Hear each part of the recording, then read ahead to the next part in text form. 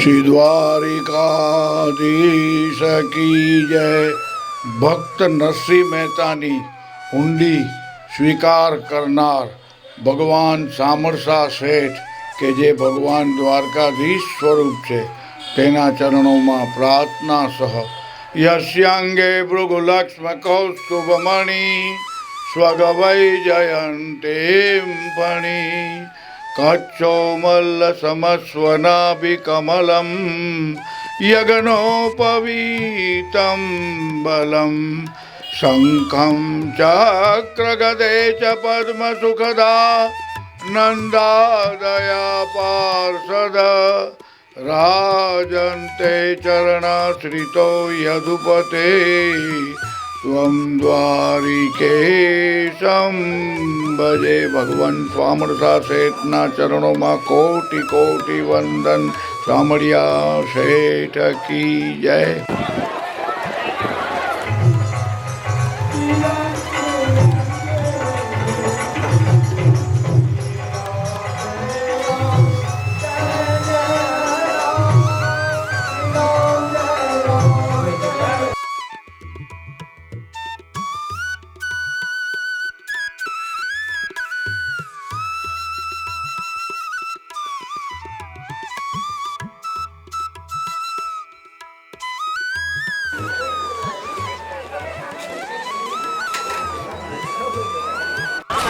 जय द्वारकाधीश।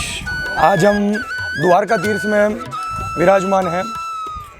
हम सब मनुष्यों ने चार धाम है, चार धाम में से एक धाम द्वारका को बताया गया है। 7 पुरियों में एक पुरी द्वारका बताई गई है, मतलब 4 धाम 7 पुरी में एक द्वारका ही है, जो धाम पुरी दोनों में आता है।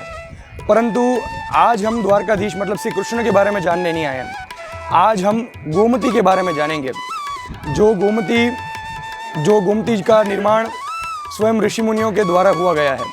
मनुष्य के कल्याण के लिए गोमती का पदार्पण द्वारका में किया गया है। वैसे द्वारकाधीश का मंदिर 5,500 साल पुराना है, लेकिन गोमती लाखों साल पुरानी मानी गई है। अब यहाँ पे स्नान का महिमा, कैसे स्नान, कौन सी तिथि पे स्नान करना चाहिए, उसके बारे में हम आज पूरा जानेंगे। सर्वप्रथम जो गोमती है, शास्त्रों के अनुसार, स्कंद पुराण के अनुसार एक श्लोक बताया गया है, जिस श्लोक के अनुसार गोमती के बारे में हम जानेंगे।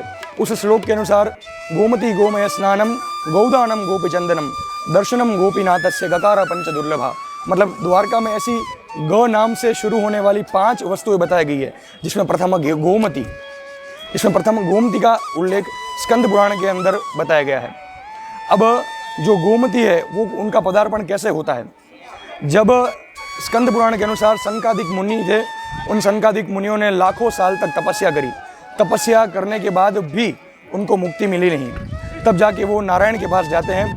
नारायण के पास ये व्यथा बताते हैं कि हमें मुक्ति नहीं मिल रही, हम क्या करें। तब नारद मुनि को पता चलता है, और नारद मुनि ने के बताने के बाद गोमती का पदार्पण होता है। कैसे वो पदार्पण ऐसे होता है कि गोलोक धाम, जहाँ पे नित्य रुक्मिणी कृष्ण विराजमान है, जहाँ पे राधा कृष्ण नित्य विराजमान है, वहाँ पे ऋषि मुनि जाते हैं, प्रार्थना करते हैं। गोमती मतलब गंगा ही है स्वयं। गंगा जी गोलोक धाम से आई, इसलिए उनका नाम पड़ता है गोमती। जो मति को सुधारे वो गोमती है। तो कोई भी नदी हो, देव हो, किसी को भी पृथ्वी लोक पे, इस भूलोक पे आना हो तो ऋषि मुनि की आवश्यकता पड़ती है।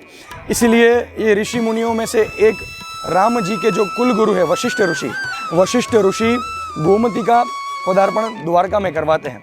इसलिए गोमती के जो पिता कहलाए गए हैं वो वशिष्ठ ऋषि कहलाए गए हैं।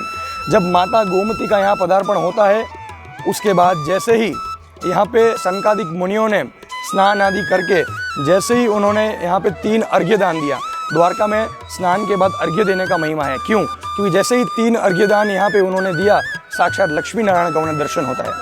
इस कारण से स्कंद पुराण में लिखा गया है कि जो मनुष्य द्वारका आके ठाकुर जी का दर्शन तो पाता है, लेकिन गोमती स्नान करता है तो स्नान करने मात्र से उसे मुक्ति का फल मिलता है।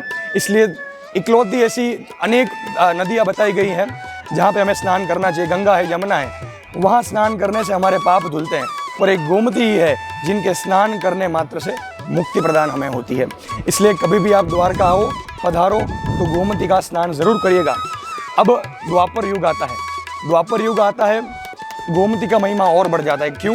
क्योंकि द्वापर युग में श्री कृष्ण यहाँ पे आते हैं। भगवान का जन्म तो व्रज मथुरा वृंदावन है, पर जो उनका राजभूमि कर्म भूमि है वो द्वारका है। ठाकुर जी रोजाना सवेरे 6:30 बजे उठ के गोमती में स्नान करते थे। भगवान के श्री चरण कमल इस गोमती के अंदर पड़े, इसलिए इसका स्नान का महिमा और बढ़ जाता है। अब गोमती में कैसे स्नान करें? गोमती में वैसे अगर आप स्नान कोई भी नदी में स्नान करते हैं तो उसका एक रीत होता है। सबसे पहले हम सीधा स्नान नहीं कर सकते हैं, रात के समय में स्नान नहीं हो सकता है। सुबह उठ के खुद घर पे स्नान करने के बाद यहाँ पे आके साष्टांग वंदन करें। वंदन करने के बाद अंदर जाके डुबकी लगाए और उसके बाद सूर्य नारायण को 3 अर्घ्य दान दे। तो ये इसका नियम बताया गया है। और ऐसी 4 तिथियां बताई गई है जिन तिथियों पे स्नान का महिमा और बढ़ जाता है। सबसे पहले एकादशी, पूर्णिमा, द्वादशी। द्वादशी इसलिए महत्वपूर्ण है क्योंकि नारायण की, भगवान विष्णु की, भगवान श्री कृष्ण की, राम की अति प्रिय है, इसलिए द्वादशी और अमावस्या, ये 4 तिथियां हैं जिनके बारे में हमारे शास्त्रों में अनेक चीज़ें बताई गई हैं। इनके बारे में तो आपको मैं अभी नहीं बताऊंगा, हम बात गोमती की कर रहे हैं, इसलिए इन अगर 4 तिथियों पे आप अगर द्वारका आते हैं तो स्नान बिल्कुल करें।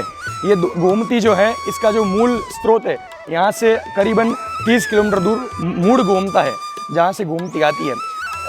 भविष्य पुराण के अनुसार गोमती भी यहाँ से चली जाएंगी, मतलब आज भी 30% ही पानी गोमती का आता है।